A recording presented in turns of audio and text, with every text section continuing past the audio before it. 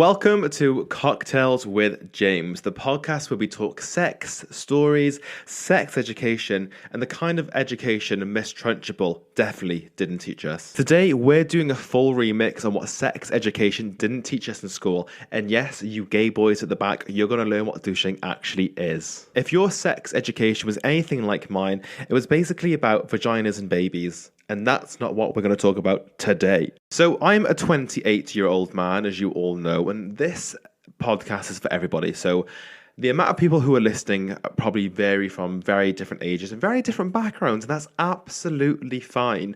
But for me, as somebody who experienced gay experiences way back when, I didn't really start until I was like 20. Yes, when I was like younger, when I wasn't like out in the closet, I did dabble here and there with people, but I didn't have a clue what was going on. And when you watch porn just glamorizes everything. Am I right? I'm waiting for the applauses. Yes, I'm right. And this isn't even about educating you, because those who are listening probably know more about sex than I do. I just want to have a conversation with you and just see where it goes and see what you think. And hopefully you have a very entertaining journey, or whatever you're doing. I hope this just entertains you, because I don't know how this is actually going to go. So I didn't know what lube was, definitely didn't know what douching was, and I didn't even know about top and bottoms. I just thought, it's going to go in somewhere. And let's not discuss a G-spot for men. That little fucking walnut-shaped thing at your bum. It feels good, but it also hurts, right? Do you feel me? There definitely wasn't any talk about poppers, dental dams, chemsex, and even H&H. Oh my God. And do you know what there needs to be, right? For those who are growing up now on social media and dating apps, there needs to be a whole section in sex education just for what all the acronyms mean. H&H, high and horny, mask for mask. What does that mean? Is it a mask for a mask, or is it a masculine man for a masculine man? Femme for twink? I don't know. TFSM? What is it? No, FTM, female to male sex only. The list goes on. And last but not least, the most important bit, the etiquette of a good nude. What do you want to show? What are we going to show? What do you want to see? Is it just the starfish? Is it the pole? What is it that you want to show that we would like to see? I live an angle where you can see a bit of everything, including the face, just for future reference, if anybody wants to let me know. So without further ado, let's get straight into it. So I've got a few points that I want to talk to you about, and we're going to just try and do them in short, bite-sized sections, just so we can take away from this what you will, and hopefully you feel educated, and you're probably going to learn a lot about me and my sex life in this as well, which is absolutely fine. And I want you to learn about that because it's fun and it's real. Like, I'm not a fucking porn star, even though I would like to. And oh my God, right, before we get into it, if there's a mirror, anytime that a sex happens, I will be looking and I will watch. Not you, me. I have noticed I do that quite a lot. If there's a situation where I can see myself in the mirror, in the moment, in my mind, I am like, I completely understand why you want this. So I think number one, and this is the most important one for me, and that is pleasure isn't shameful. And when you're growing up, especially in school, you're made to believe that sex is sex and pleasure isn't necessarily what it's all about. Well, let me tell you, yes, it absolutely is. If you're going to have a wank and do it in style. What lube have you got? Have you got some good toys? Have you got some imagination? And what porn are you watching? And those are the questions that I want to know. To find out what feels good is all about exploration. And to explore yourself is self-love. To find out what you like and don't like is self-love. And that translates into relationships, and it translates outside of the sexual sphere. It translates into all walks of life, essentially. Knowing who you are and knowing what you like is really, really important. And it opens a good door of communication and even trying new things which you didn't know you didn't like. So when it comes to self-exploration, masturbation, what are the masturbation myths I had when I was younger? Like a lot of like having a wank, basically. Having a wank when you were younger was like a low-key risky thing, especially like I lived in a house of 5 people, myself included. And like when you're doing the business like that, when you're a horny teenager, you live on the edge. Is the door locked? Is it bright? Is it too bright? Is the porn too loud? Because I have to listen. Like if I ever watch porn, I need to hear. I need to hear what they're doing, and that's what I've always been like that. Isn't that really crazy? Twitter porn. Is it Twitter porn? What are you watching? What are we doing? Is it lube? Is it not lube? Is wanking too many times in a day bad for you? 5 times in a day, if you're tugging your meat that much, it's probably going to hurt, right? There's probably nothing left in the tank for your poor swimmers. And that's fine. That's not a problem. And I think masturbation is great. There's things where they say, like, if you watch too much porn, you can become desensitized, which I think could be true. But at the same time, like, if you've got needs, you've got needs, do what you've got to do. Like, I love connection. I love an intimate connection with somebody. And I love being with somebody more than porn. But if you're single and you want to get it done, you just got to get it done. That's all I'm saying. And like going back to lube, right? I never really used lube until I was actually with my ex-boyfriend. And why did nobody tell me that lube is the Beyonce of the bedroom? Lube is the it girl. If you need to get something into a tight spot, or you just need to get a nice glide, go for the lube. Go for the oil, go for the coconut oil, go for something that's going to be great when it gets inside you, so it's not full of toxins. That's one bit of advice, right? And be careful not to choose anything that's cooling and minty, because it just hurts, it just burns. And what is the point? What cooling and soothing, it just burns. I also once bought something for my ex-boyfriend to help us to go a bit longer, was like this desensitization lube. Did nothing for him. I couldn't feel a thing. Did nothing for him. It was still 5 minutes. But Beyonce and lube are 1 and 1. Let's talk about music when it comes to that as well. Do you have a bit of music on? I want to know. Let me know. Please message me and tell me what music you listen to, because I can't listen to my favourite artist whilst that's going on. I once had Drag Race on in the background. That was interesting. Sex. The actual intercourse. Sex just isn't about the P going in the V. It's so much more to it, isn't there? There's so much more to sex and intimacy and building a relationship and just building bonds with somebody you're with, or even a group of people in one go. It's all about building bonds and getting to that happy ending together, or solo, whatever you're up to.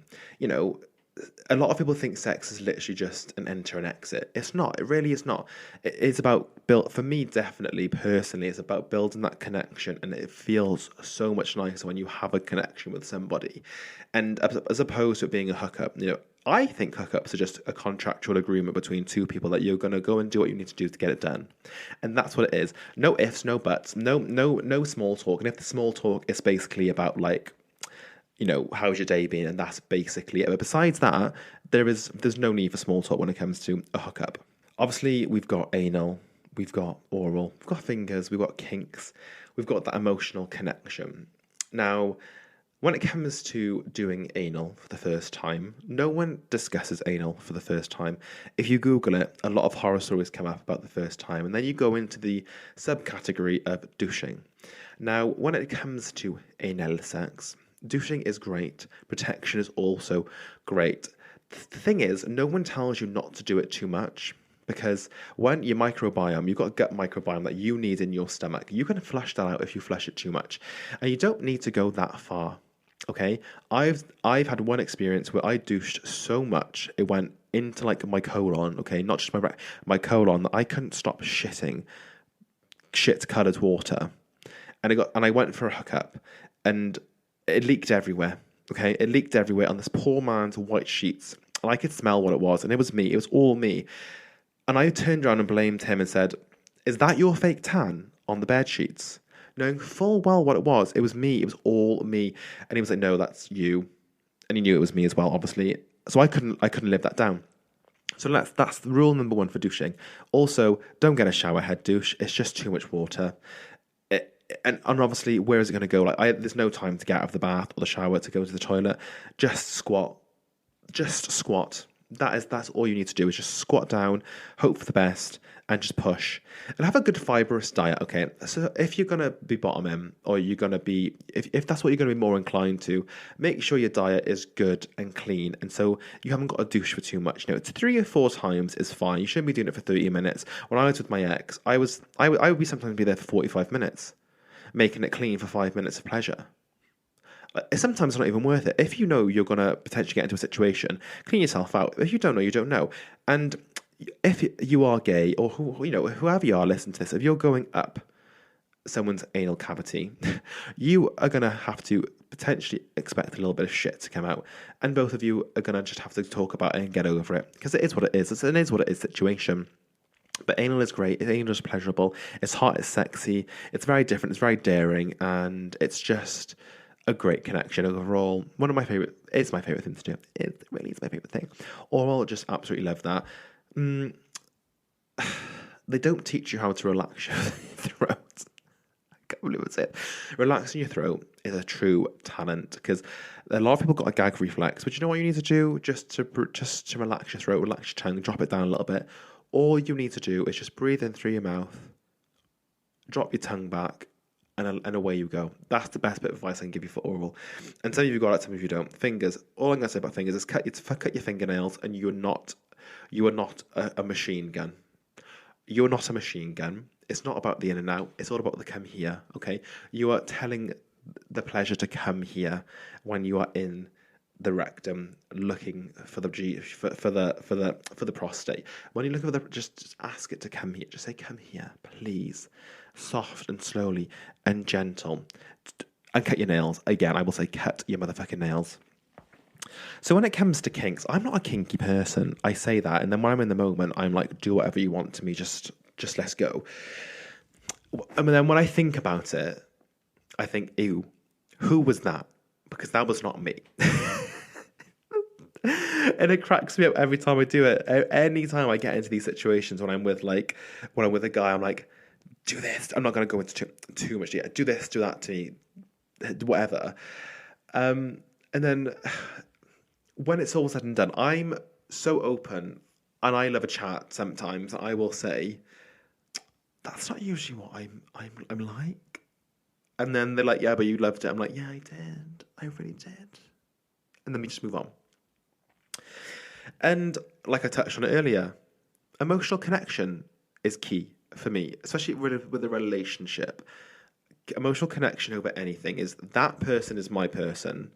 And to be in that moment, whatever it is so special every single time. And I love it because it's that person, or was that person, And to have that as a special connection trumps anything else that you're going to do with a random stranger or a one-night stand. Especially this, no one is ever going to say this to you in sex education.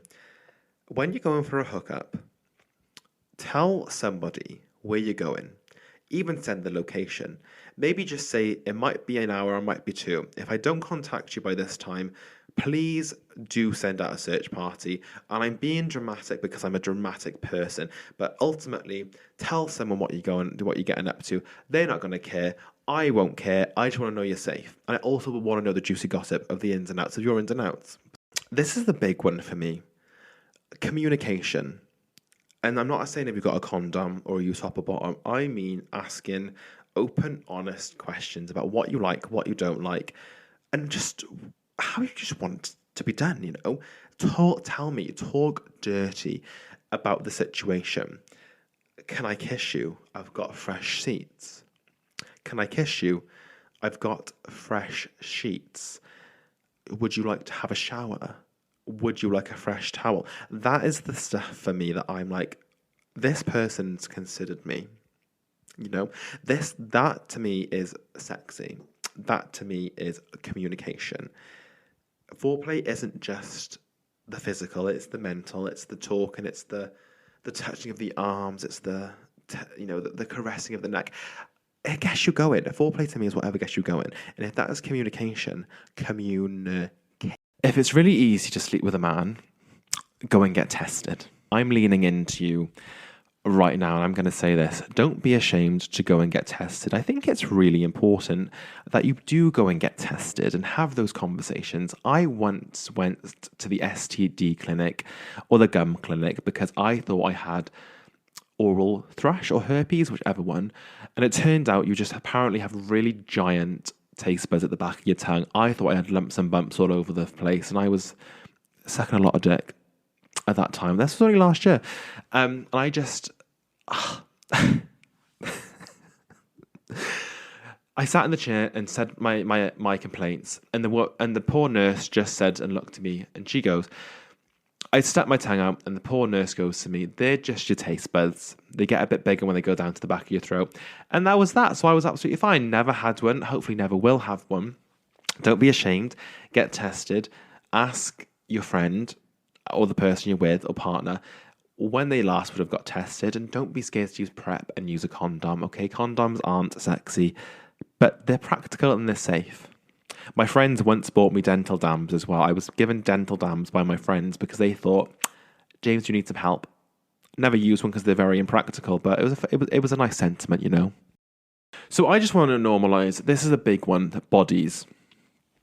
What you see on social media, TikTok, Instagram, and porn and Twitter porn is real, but it's not. No one looks at that all of the time.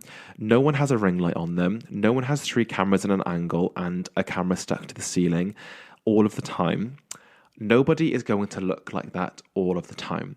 I would dread to think what I look like when I'm on top looking down at someone. Like I said to you earlier, I love looking in the mirror. That's on a side angle riding at Cowgirl. Be so in love with who you are in any space. And if you want to change your body in any way, shape, and form, and it's for yourself, please go and do that. Please open yourself up to different possibilities, whether it's weightlifting, losing weight, whatever you want to do, as long as it's for you. Do not conform to what the majority of the gay community want you to look like, whatever your bodies are. If you want to be strong and physically fit, go and do that. Do not do it because you think you're going to get more attention, because 9 times out of 10, the better you look, the hated you are. I used to get so much shit on Grindr before my hair transplant, because I looked good with that before my hair transplant. I used to wear wigs, right? So I've had a hair transplant, so I don't get as much shit as I was. I used to get called ugly all of the time, or high maintenance, or I would get the odd like backhanded compliment. Oh, I thought you would just be stupid because of the way you looked. No, actually, I'm not. I'm rather intelligent, and much more intelligent than you little person down there. And a body confidence is so much more sexier than a six-pack. If you love yourself for who you are, where you are right now, I would appreciate that so much more than somebody who has some pecs and some biceps. Don't get me wrong, I love that. I do. I appreciate it. I'm a gym goer. I love going to the gym for my health and fitness and wealth and my wellness. And to do that for myself is something I love to do. I love having a nice bum because I do bottom 9 times out of 10, so I like a nice bum. But that is because it's me. I like a nice bum. I like a nice leg. I would love to end this little section. I would love to end this podcast by giving a bit of advice to my baby self. And I would love you all to sort of take part in this as well. Talk about yourself. And this is going to be to the James who thinks he needs to be a certain way for other people and to please men.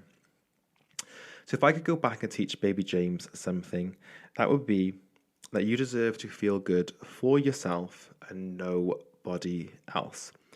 Not what porn says, not what the curriculum says, not what people who are trying to get with you says. You do you for you and love yourself and love your body in any way, shape and form that it is. You are loved, you are seen, and you are going to grow up and blossom into a big, strong, healthy man, and you have nothing to worry about. Stop trying to lose weight all the time. Stop trying to please others all of the time, and you are going to be absolutely fine and glorious. And at some point, you're probably going to have a sea of men who would love to be with you, so don't worry too much. And that a little bit hopefully doesn't come across arrogant. Probably does though, right? So that is it from me. Did your sex education suck as well, or did you suck too much during sex education? I would love to know. I want to know your wildest sex education stories. And have you Googled a lot of stuff at 2 a.m. when you wanted to try and figure something out, or something was going on, like you've done too much of something and then you panic and it's something else? I have. As always, you can find me on social media. This can be on you can find me on Instagram at James_Allen96. You can find me on TikTok as James Allen 96 underscore. And of course, you can find me on Gmail at cocktailswithjames@gmail.com. Send in any suggestions, any queries, any questions, anything you would like to be read out on the next episode, or even send me some voice messages to play. Obviously, anonymous if you would like. Your participation is so key. Give it a like, give it a share, give it a nice little positive review. Help me get out to the atmosphere. Help me stratify as big as I possibly can, because I want to keep doing this forever. And for those of you who are enjoying this, please do share it. Please do comment. Please do give me suggestions on what I can do next, what I can do better, because I am a baby in this industry now, and any suggestions is always so welcome. And I couldn't thank you enough for listening. So, and that was, I could thank you for listening. And that was an episode on sex education, cocktail style.